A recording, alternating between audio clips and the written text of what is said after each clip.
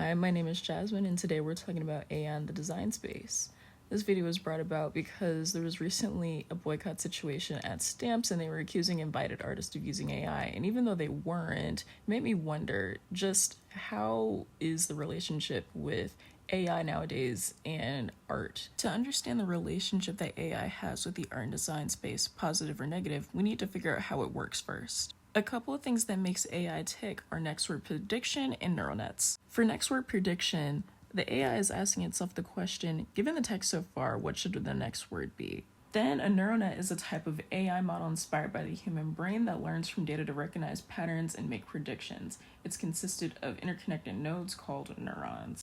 There are also models more specific to image generation, like GANs and VAs. With GANs, the generator conjures new content by deciphering the patterns it has discerned during training. Simultaneously, the discriminator acts as a critic that pushes the generator to refine and enhance its creations. Then with VAs, the encoder map inputs data into a distribution within the latent space, which fosters variability and enables diverse outputs during decoding. Sampling from this distribution infuses an element of chance, allowing for the generation of unique and unpredictable artistic expressions. However, what happens when models are trained off the work of artists and designers and consensually? How might copyright potentially come into play? Well, right now, Disney is suing Midjourney for copyright infringement. Disney representatives claim that it is a bottomless pit of plagiarism. And while Disney has been exploring using AI as a tool in their creative processes, they still claim that Midjourney's generations are piracy because of the way how it basically copies. Many AI companies have argued that using copyrighted works to train their AI system consists of using fair use, and it's not infringing. However, there's also a question whether copyright protection can even be afforded to AI generations themselves. It all comes down to authorship, and in history, US courts have not recognized copyrighted works that lack a human author.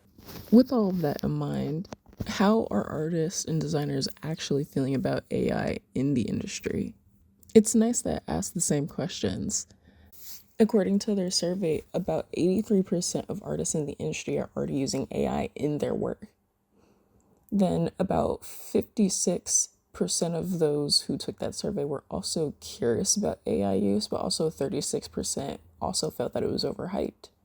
Then it also seems that strategists, people who identify as digital artists, and those who work in advertising use AI more so than animators, illustrators, and film and motion designers and artists who don't seem to use it in their work at all. It's nice that has also interviewed designers on this matter, 3 of which are Pale Polathathanon, Ediopara, and Kendra Kirtan. And they all have different but very insightful takes on the current outlook of the issue. Polly, for instance, makes it a point to emphasize the human experience being what guides our creativity, and that AI might actually limit that a little bit. Then Eddie takes a more human-centered approach to the issue. While using AI is an option, that doesn't necessarily mean that it's the best out of all the options out there, nor does it mean that we have to have AI do the work of designers to the fullest capacity. Then there are designers like Kendra who acknowledge this uncomfortable feeling that comes with the territory of AI nowadays. However, he also acknowledges that there has been a huge jump in the shift of technology, and it would be a disservice if we were not all curious and wanted to learn more about this new form of technology.